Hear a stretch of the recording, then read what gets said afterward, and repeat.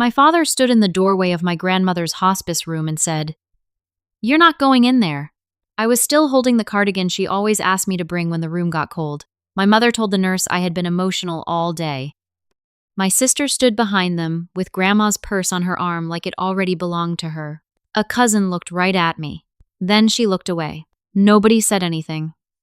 I left the cardigan folded on a chair and stood in that hallway for 47 minutes while my grandmother spent her last clear hour asking for someone they had already decided she would not get. They told everyone I was making things harder. What they didn't know was that she had already documented everything who was in that room, who wasn't, and why. She even wrote what they were going to do next. And 3 days later, when the lawyer opened that envelope, he didn't just say my name. He proved they had planned it. If you've ever been treated like the problem in your own family, you'll understand this. My father kept one hand on the door the whole time. Not because I was violent, not because I was loud, not because I had done anything except arrive too late for whatever story they had already agreed on. I said, "Move." He did not. My mother spoke to the nurse in the low, careful tone she used when she wanted control to sound like concern. "She's upset," she said. "We don't want any distress for Mother right now." For Mother. She only called her that in public. At home, when it was just us, she called her, "Your grandmother," in the same flat way people say, "the old sofa," or "the bills." But in front of staff, suddenly, she was devoted. Soft. Responsible. The daughter who had everything under control. I looked at the nurse and said, "Please just ask her. Ask her if she wants me." The nurse hesitated. I still remember that. She was not cruel. She was caught. My father looked like authority. My mother sounded reasonable. My sister had her face arranged into grief. And I was the woman standing there with a cardigan clutched too tightly, voice already breaking. My father said, "Now is not the time for this." I said, "This is exactly the time." The cousin by the vending machine looked over again, then away again. That second look hurt more than the first. It meant she understood, and still chose silence. I had spent 19 years helping my grandmother, not in grand gestures, in the small expensive ways that never become family legend because they happen too often. Medication pickups, specialist appointments, overnight stays after falls, grocery runs, pill organizers, fixing the thermostat when my father said he was too busy, sitting beside her after scans, sleeping in a chair when she said the house sounded too empty after dark. None of that counted in my family because I did it quietly. Service was expected from me. Recognition was for my sister. My sister was polished, good at restaurants, good at smiling at church, good at saying we should all do more for Grandma in front of people who had never spent a Tuesday afternoon arguing with an insurance company on Grandma's behalf. She knew just enough to sound involved. She never knew enough to be responsible. That day at hospice, she stood behind my parents holding Grandma's purse like she had already stepped into a role no one gave her but everyone was expected to accept. I said, "Why is she holding that?" My sister looked down. "I'm helping." That word almost made me laugh. My father said, "Sit down. We'll let you know." Like I was a contractor waiting in reception. There was a chair against the wall outside the room. I put the cardigan on it because my hands were shaking. I folded it carefully first. That is one of the details that stays with me. Not because it mattered, because I still behaved as if dignity would be rewarded. It wasn't. I sat. Then stood again when I heard movement inside. Then sat. Then stood. 47 minutes is not long unless you are being kept from someone dying. Then it becomes a structure. Every minute has edges. At one point, I heard my grandmother's voice through the door. Thin, strained, but awake. I stood up so fast the chair scraped the floor. "I heard her," I said. My father turned toward me. "Lower your voice." I heard her. He opened the door only enough to slip inside and shut it again behind him. That movement was small, efficient, familiar. He had always believed management was love. Whoever controlled access controlled reality. Whoever spoke first became right. My mother crossed her arms. "Please don't make a scene." I looked at her and said, "You are locking me out of her room," she answered. "You're upsetting everyone." Not her. Everyone. That was how she hid. She never said what she wanted. She only described the damage caused when other people refused to submit to it. No one defended me. Not one person. A volunteer wheeled a cart past us and stared at the floor. My cousin stayed by the vending machine. My sister adjusted Grandma's purse on her shoulder. My father came out once, looked at me, then looked past me, as if the hallway would handle me if he refused to. Then he said it, quietly, like a fact. "You were never the one she meant to leave anything to." I stared at him. My grandmother was still alive. He said it before she was gone. That was when grief moved aside and something colder took its place. I did not know what it was yet. I only knew that line did not belong in that hallway unless something had already been decided. At minute 47, the charge nurse came out and asked my parents to come in. Only them. My sister followed because no one stopped her. I reached for the cardigan on the chair and held it against my chest like a stupid child clutching proof of love too late to use. I never got inside while my grandmother was still clear enough to know I was there. Later, after the door opened and my father came out, he said, "It's over." That was all. No explanation. No apology. "No," she asked for you. Nothing. My mother pressed her lips together like someone inconvenienced by weather. My sister finally set the purse down.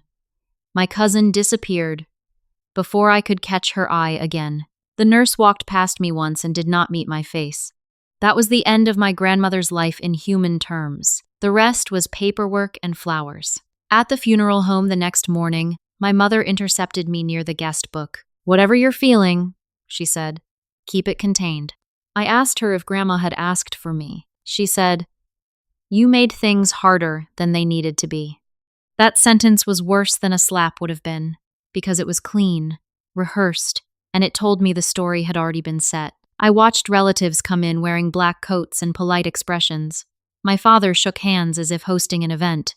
My sister cried at measured intervals. I stood near the spray roses and thought about the cardigan folded on that hospice chair while my grandmother asked for someone they had decided she would not get. By the end of the visitation, I knew one thing. Something had started before I arrived. I didn't see it at the time. Maybe you would have. The day after the funeral, I went to my grandmother's house. I still had my key. It no longer fit. I tried once, then again. Then I stood on the porch long enough to admit what the metal already had. They had changed the locks. My father opened the door before I knocked. He looked rested. That made me hate him more than if he had looked tired. "We're handling things," he said. I looked past him. Boxes were stacked in the hallway. The glass cabinet in the dining room stood open. 2 drawers from the sideboard were missing their contents. The framed sampler my grandmother kept near the stairs was gone. "Since when do you change her locks before her obituary is cold?" I asked. "Since there are valuables inside." I said, "I want to come in." "No," that word again. So easy for him. As if the whole world existed in rooms he could assign. My mother appeared behind him. She still would not hold my gaze for more than a second. "This isn't the time." That made me look harder. My sister was in the living room, kneeling beside an open box lined with tissue paper. She froze when she saw me. Then she smoothed her face and pretended to be sorting carefully. I asked, "Where's her charm bracelet?" My sister said, "What bracelet?" I stepped closer to the threshold. The silver one with the thimble charm, the blue bead, the locket. She shrugged too quickly. Maybe it was packed. My grandmother never packed jewelry into random boxes. She wrapped every piece in tissue, labeled it in pencil, and tucked it into the same drawer because she said people turned careless around the dead. I left because I could feel myself losing the last layer of restraint I had. On the drive home, my phone lit up with a voicemail I had missed 2 days before. The timestamp was from the afternoon I went to hospice. A number I knew by heart. Her room phone. I pulled into a grocery store lot and listened. Her voice was weak, thin, but clear. "Sweetheart, if you get this, come soon." A breath, then lower. "Don't let them speak for me." Then another pause. The sound of sheets moving. A faint exhale. "Please." I replayed it 3 times. By the third, I wasn't crying anymore. I was counting. The time she called. The time I arrived. The fact that my father was already at the door. The fact that my mother had a sentence prepared for the nurse. The fact that my sister was already holding the purse. The fact that the locks were changed less than 24 hours after burial arrangements. Then another detail came back. At the visitation, one cousin had said, without thinking, "Your dad's been in and out of the bank all week." At the time, I barely heard it. Now I wrote it down. That night my parents called and told me to come over. Not invited. Told. My mother said, "We need peace." My father said, "We need clarity." I should have refused. I went anyway. Some habits survive long after respect does. Their dining room was arranged the way my mother arranged things when she wanted control to look civilized. Napkins folded, water glasses filled, one overhead light. My sister seated already with a yellow legal pad turned face down near her elbow. There was a single page in the center of the table. My father slid it toward me. "Sign this so there's no confusion later." I read it once, then again. It called itself a family understanding. Not official, not fully legal, but specific enough to become useful later if anyone wanted it to. It said my grandmother had been in declining mental condition in her final days. It said estate matters were being managed by immediate family consensus. It said all parties wished to avoid conflict. All parties. I looked up and said, "Why does this need my signature?" My mother answered first. "To prevent misunderstandings." I said, "What misunderstandings?" My sister finally spoke. "People notice when someone seems unstable after a loss." That word sat there. Unstable. The same lie my mother had fed the nurse. My father folded his hands. "You've been emotional. We're trying to protect the family." Protect the family. What he meant was protect the version of it in which he decided what counted, and my mother supported him publicly, and my sister received whatever floated nearest to the center. I said, "Protect it from what?" He gave me that look he had used since I was a child, the one that said all explanation was generosity and all disagreement was disrespect. "From you turning this into something ugly." I looked at the page again. They wanted my silence in my own handwriting. I set the paper down. "I'm not signing it." My mother closed her eyes for 1 second. Not grief, calculation. She was deciding whether softness or accusation would work better. She chose softness. "Please don't make this harder," I said. "You locked me out of her room," my father answered. "Because you were making a spectacle." "I brought her cardigan." He shrugged. That hurt in a way I can't fully explain. That shrug. 19 years of small care reduced to fabric, to nothing. To the kind of gesture a man can dismiss because he has never had to be the person who remembers what makes an old woman comfortable when a room gets cold. Then he said it again. "You were never the one she meant to leave anything to." Second time, same sentence, same flat certainty. This time I heard the structure inside it, not insult, knowledge. I asked, "Why do you keep saying that?" My mother stared at the table. My sister looked afraid. My father said nothing at all. Silence can tell the truth faster than speech when people are not prepared for direct questions. I stood to leave. My mother rose halfway and reached toward my arm, not to comfort me, just to stop motion she did not control. I stepped back. At the door, my sister said, "You're making this worse for yourself." I turned and looked at her. She was not guilty enough to confess, but she was scared enough to expose herself. That mattered. In the car, I listened to the voicemail again. Then I wrote 4 things on a pad. Voicemail, bracelet, bank. Why did he say it twice? There was only one person left who might answer without rewriting the question first. The lawyer my grandmother had used for 22 years. I called the next morning. The receptionist asked for my name, put me on hold, and came back almost immediately. Then he came on the line himself. I said my name once. He said, "Yes, I've been expecting your call." Everything in me went still. I sat down at my kitchen table. The house was quiet, except for the refrigerator motor. Ordinary sounds. "Wrong day." I said, "Why?" He took a breath and said, "Because your grandmother instructed me that if certain things happened, you would likely need to hear from me directly." I stared at the wall. "Certain things?" "I would prefer to speak in person." There will be a formal reading in 72 hours. Your presence is necessary. Necessary. Not welcome. Necessary. After I hung up, I went to my car and took the cardigan from the back seat. It still held the fold from the chair outside hospice. I laid it across my lap and thought about my grandmother's voicemail. Don't let them speak for me. That was not a frightened woman losing track of reality. That was a woman who knew exactly what kind of family she had. If you've ever been the one who fixes everything, you know how this goes. 3 days after the funeral, I walked into the lawyer's office carrying the cardigan again. I didn't plan it. I just couldn't leave it behind. The conference room was cold enough to make the skin on my arms tighten. Long table, leather chairs, coffee no one touched. My father had seated himself at the head before the lawyer even came in. My mother sat beside him with her hands folded too neatly. My sister wore cream. She always wore pale, expensive colors when she wanted to look harmless. 2 cousins sat near the wall. One of them was the one from the hospice hallway. This time, when she saw me, she looked ashamed. Too late. The lawyer entered with a sealed envelope, a file folder, and no interest in anyone's comfort. I appreciated that. He sat. He opened the folder. He began with formal language. Estate administration. Assets. Procedure. My father interrupted. Let's make this efficient. The lawyer didn't look up. Efficiency is not the priority today. That was the first visible crack. My father leaned back. Small movement. But I saw it. Then the lawyer lifted the sealed envelope. The room changed before he spoke. Maybe everyone felt it. Maybe only I did. But I knew this was where the story either stayed in my family's mouth or moved into record. He opened it carefully and removed several pages.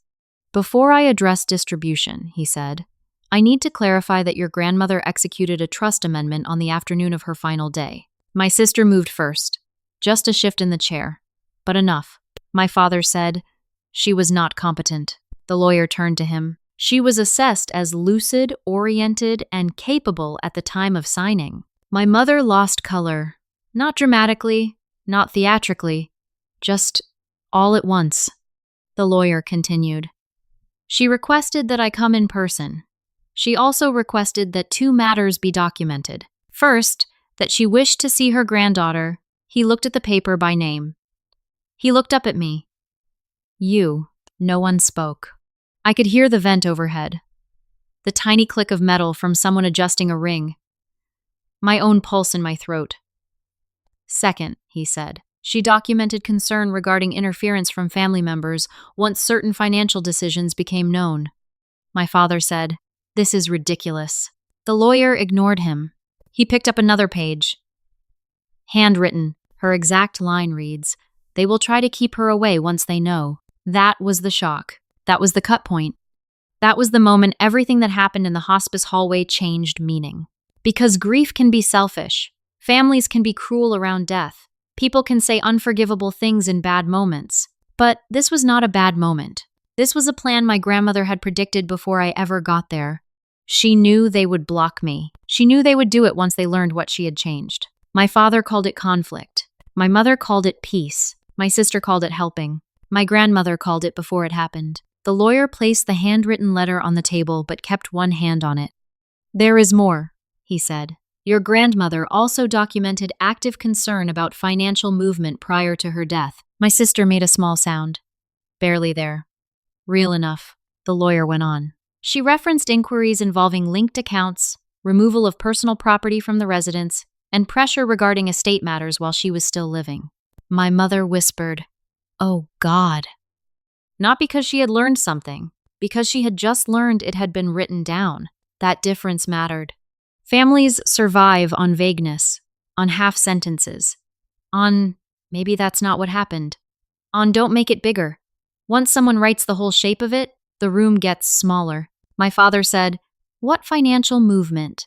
The lawyer withdrew copies from the file. Preliminary bank access inquiries. Item removals noted by your grandmother. Concerns communicated to my office. The language is hers. I thought about the changed locks, the missing bracelet, the purse on my sister's arm. My father saying the line before my grandmother was dead. I did not feel shocked anymore. I felt confirmed. That is a colder feeling. The lawyer looked at me again. Your grandmother directed that your name be included in this reading regardless of objection. Then he said my full name. In that room, in front of my father, in front of my mother who had told the nurse I was emotional, in front of my sister who had stood behind them with grandma's purse, in front of the cousin who watched me be erased, he said my name as instruction, as fact, as someone my grandmother had deliberately protected once protection became necessary. I wish I could say it felt healing. It didn't. It felt late. It felt like the law doing what love should have done in person. But it still mattered. This was the moment everything changed. And if you've dealt with family money before, you know why. The lawyer then read the amendment. The house would not go into shared family control. The liquid trust would not be managed by my father. A protected trust portion of $640,000, plus the house proceeds if sold, would move under my sole authority with independent oversight attached precisely so no family mediation could alter the terms. My father's face changed then. Not grief, not outrage, exposure. He said, "This is manipulation." The lawyer answered, "No, this is planning." My sister finally looked at me, really looked. For the first time since hospice, she looked like she understood she might not walk out of a room still arranged around her comfort. Then came the letter. The lawyer read it aloud. My grandmother wrote that I had cared for her steadily and without performance for 19 years. She wrote that others visited when appearances required it and spoke for her when silence benefited them. She wrote that she had delayed changing everything sooner because she hoped shame might still correct people. In the end, it had not. Then he read the line that settled the room. If she is not allowed to see me before I die, let the record show it was not my wish. My mother covered her mouth. My father said, "Enough." The lawyer did not stop. My grandmother wrote that my sister was not cruel in the obvious way, only convenient. That she liked benefits more than truth. That my mother protected harmony even when harmony required a lie. That my father believed authority made him right long after it only made him feared. No one moved. I thought about the hallway chair. The cardigan. The cousin who looked away. My grandmother had seen the whole family exactly as it was. Not sentimentally, not generously, exactly. And she had left me more than money. She had left me the one thing my family had denied me my whole life. A written version of reality no one could edit while I stood there. The lawyer called for a short recess after the letter. No one stood right away. My father was the first to speak. "This can be challenged." The lawyer said, "You may retain counsel if you wish." That answer made my father angrier because it left him nowhere to perform. No fight, no scene, just process. My mother turned to me then, not with remorse, with urgency. "You know she wasn't herself at the end." I said, "She predicted the hallway." My mother looked down. That was the first honest thing she had done in days. My sister whispered, "I didn't know all of this. I believed half of that." She probably did not know the details. My father was too controlling to share everything, but she knew enough. She knew because she had the purse, because she repeated their words, because fear had already set in before the reading began. I said, "You knew enough to stand there." That shut her up. During the recess, one of the cousins came near me, the same one from hospice. She said, barely above a whisper, "I'm sorry." I looked at her and said, "For which part?" She didn't answer, because there were too many, watching, looking away, saying nothing later. Silence always wants forgiveness after paperwork appears. Then the lawyer returned with one more document and said he had arranged for supplemental confirmation from the hospice charge nurse because of the letter's specific concern. She could not be physically present, but her signed statement was in the file, and she was available by phone if needed. My father said, "This is completely inappropriate." The lawyer replied, "It is responsive." He read the statement. It confirmed that, on the final afternoon, my grandmother had asked for me by name more than once. It confirmed that access to the room had been informally restricted by immediate family before her final decline. It confirmed staff had been told I was causing distress, though no disruptive conduct by me had been recorded. It confirmed that my grandmother was alert enough earlier that afternoon to make requests clearly. My mother started crying then, not loudly, not beautifully, just the quiet cry of someone who had chosen wrong too many times and finally lost the ability to call it grace. My father did not look at her. He was still staring at the papers. The hospice log came next. Visitor times. Notes. Staff initials. Not dramatic. Not emotional. That is why it was so devastating. Facts are ruthless when they don't need your permission. My arrival time was there. My parents' entry and exit times were there. The period of restricted access was there. So was the note. Patient requested granddaughter by name. My name, written by someone who had no stake in family theater. That was the witness. Clue to document. Document to log. Log to witness. Witness to truth. The whole chain closed. My father tried one last angle. He turned to me and said, "After everything we've done for you." That was his instinct. Reopen debt. Rewrite hierarchy. Make me the child again. Make obedience feel like fairness. I said nothing. He kept going.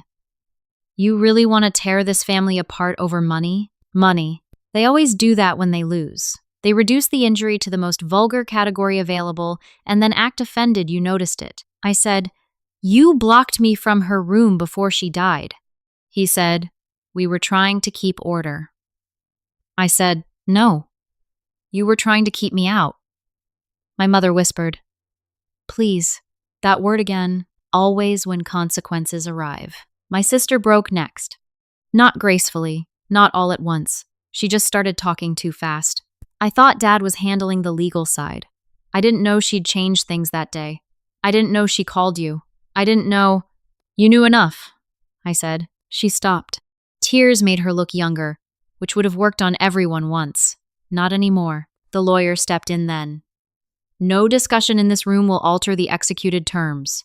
That sentence landed harder than anything emotional could have, because it closed the old route.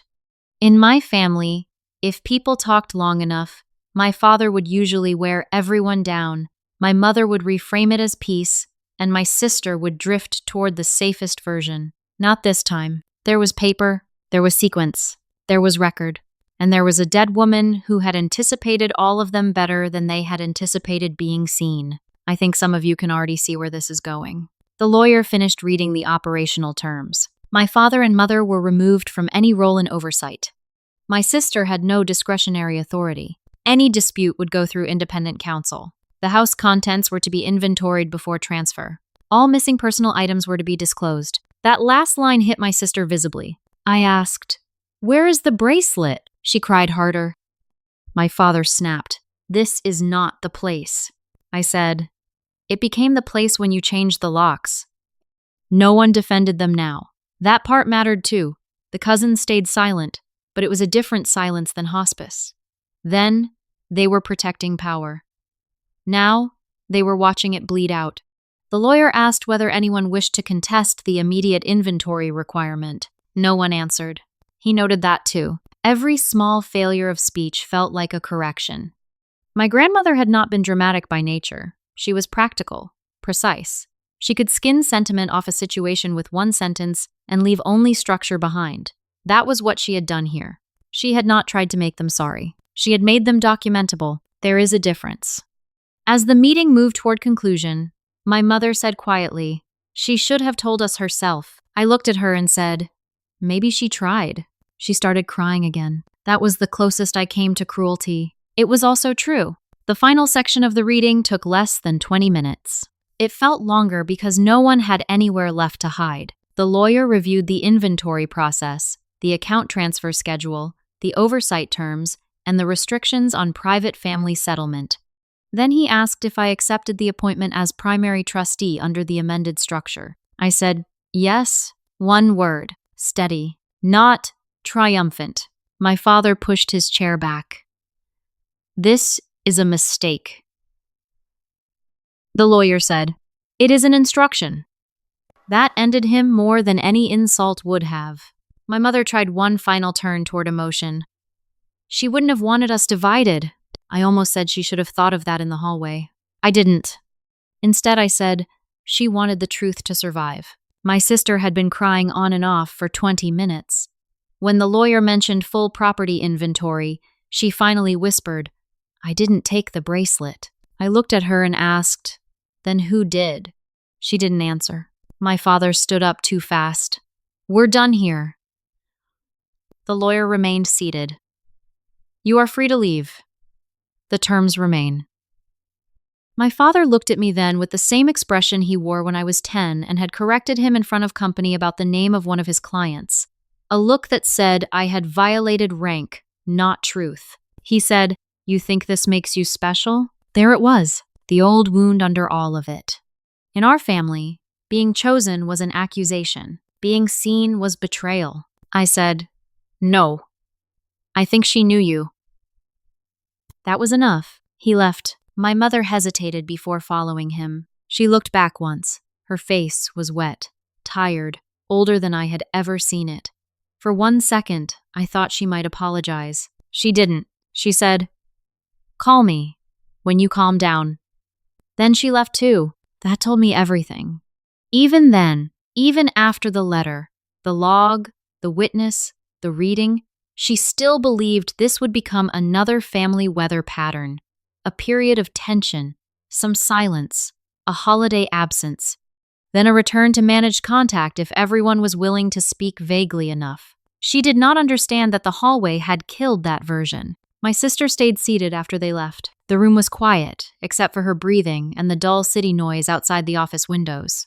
Finally, she said, "I didn't think he'd keep you out that long." I looked at her. That was not innocence. That was just a smaller crime than the worst one available. I said, "You still stood there." She cried harder. The lawyer gathered his papers without comment. He had seen families before, I could tell. He knew when pain no longer needed witnesses and only required signatures. He slid the letter toward me at last, the original. My grandmother's handwriting angled across the page with the same narrow force she used on grocery lists and birthday cards and notes tucked into recipe books. I touched the paper, not dramatically, just enough to feel that it was real. There was one line near the bottom the lawyer had not read aloud because it was personal, not operative. She wrote, "I know who showed up when no one was looking." That line nearly broke me, not because it was sentimental, because it was specific. My whole life in that family had trained me to expect service without recognition, to be the one who stayed late, handled messes, absorbed insult, and went home with nothing but exhaustion. My grandmother had seen that. She had seen the labor, the quiet, the cost, and when it mattered most, she had tried to keep them from erasing even that. Some people will say I went too far. The rest happened the way hard things often do, without music, without speeches, without anyone becoming better. I signed the acceptance documents. I declined any private settlement conversation. I instructed the lawyer that all communication regarding the trust, the inventory, or the house would go through legal channels only. I did not ask my mother if she was all right. I did not ask my sister if she wanted to explain more. I did not run after my father. The cousins lingered outside the conference room after the meeting. One of them said, "We never knew it was like this." I said, "You knew enough." Then I walked past them. 2 days later, the inventory began. The bracelet was found in a box of mixed items in my parents' garage, along with 2 silver picture frames and a small envelope of old bonds my grandmother had kept in the house safe. My father called it confusion. My mother called it stress. My sister said nothing. I did not respond directly to any of them. The lawyer did. That was part of the boundary too. Not only refusing contact, refusing the old rhythm where I explained my pain in detail, and they evaluated whether it was proportionate. I changed the locks again, legally this time. I aired out my grandmother's house. I opened the curtains. I found the recipe cards in the kitchen drawer exactly where she always kept them. I found one of my old grocery lists tucked under a phone book with her handwriting beside it, correcting the brand of tea I used to buy wrong. I took the cardigan out of my car and hung it on the back of her bedroom chair. I stood there a long time looking at it. The room was quiet. No machines. No parents. No closed door. No purse on my sister's arm. Just the cardigan and the chair, and the fact that I had arrived too late for one thing and exactly on time for another. A week later, my mother left a voicemail saying, "Family should be enough." I listened once and deleted it, because that sentence was the whole trap. Family should have been enough at hospice. Family should have been enough to move aside. Family should have been enough to tell the truth before lawyers and logs and handwriting had to do it for them. It wasn't. My grandmother knew that before I did. That is the part that still aches, not just what they did. That she expected it. Months passed. The trust moved through its channels. The house remained in order. I donated some furniture, kept some pieces, and left her sewing box untouched for longer than I needed to, because I liked knowing exactly where it was. My parents tried twice more to reach me outside counsel. I did not answer. My sister sent one message that only said, "I'm sorry for how it happened." Not sorry it happened. Sorry for how. I never replied. Silence feels different when it is chosen. At hospice, silence had been forced on me. After the reading, silence became mine. That was the final boundary. No dramatic cutoff scene. No family summit. No final speech. Just action. Paper signed. Numbers transferred. Locks changed. Calls unanswered. Door closed. The last time I saw my father was across a parking lot outside the bank. He looked at me, then looked away first. That was fitting. They said family should have been enough. She made sure the truth didn't depend on them. What would you have done?